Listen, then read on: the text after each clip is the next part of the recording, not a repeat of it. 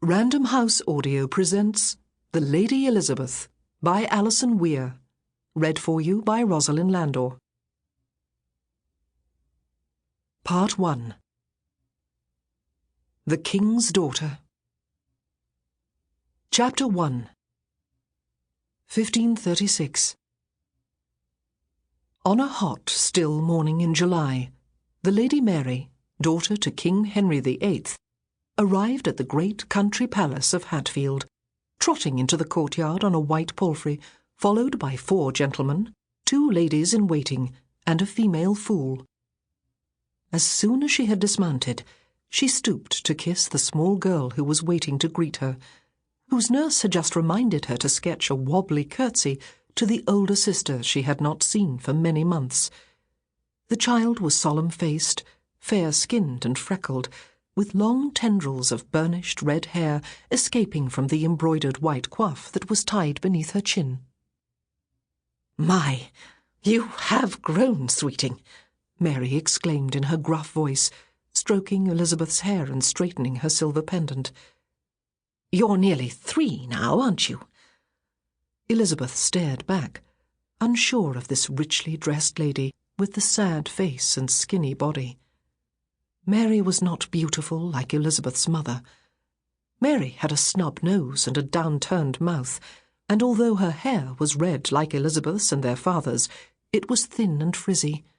And, of course, Mary was very old, all of 20 years, she had been told.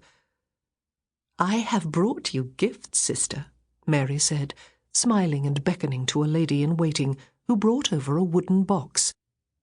Inside, wrapped in velvet, was a rosary of amber beads and a jewelled crucifix. "For your chapel," Mary said, pointing to the latter. "Pretty," said Elizabeth, gently fingering the beads. "How does my sister, Lady Brian?" Mary rose to her feet and greeted the governess with a kiss. "And you yourself. It is good to see you again, but I would it were in happier circumstances." "I too, my Lady Mary. We are well enough, both of us, I thank you," the woman answered. Elizabeth, watching them, was slightly discomfited by their words, and curious at seeing a pained expression fleetingly shadow Mary's plain features. "I will speak with her presently," her sister said. Lady Brian nodded. "I am grateful, Your Grace," she said. "I pray you eat first, for it is nigh to 11 o'clock, and dinner is almost ready." Elizabeth was no longer listening. Her attention had now focused on her new beads. "I have brought my fool to afford a diversion later if need be," Mary said, and Elizabeth's ears pricked up. She liked fools. They were funny. While the roast goose and hot salad were being served, with appropriate ceremony to Mary in the great hall, Elizabeth was sent to the nursery to have her dinner. "I hope your Grace will excuse us," the nurse said to the Lady Mary. "The Lady Elizabeth's Grace is too young as yet to eat with the grown-ups." After being pressed into another curtsy, the child was led away by the hand. As soon as she had gone, Mary laid down her knife and shook her head sadly. "I hardly know how I am going to tell her, Margaret," she said miserably, looking to her former governess for support. Lady Brian rested a comforting hand on hers. "I wouldn't be too explicit if I were you, madam."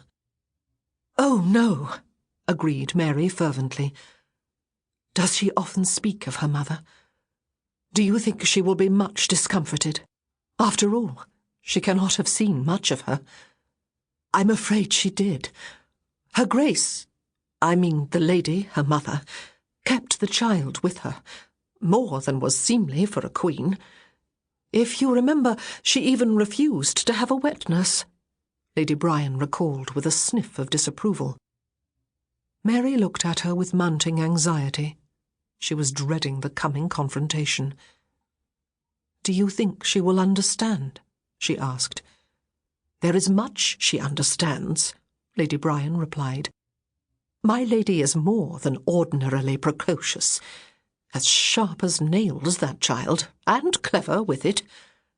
But a child for all that, Mary said, so I will break it to her as gently as I can, and may our Holy Mother and all the saints help me.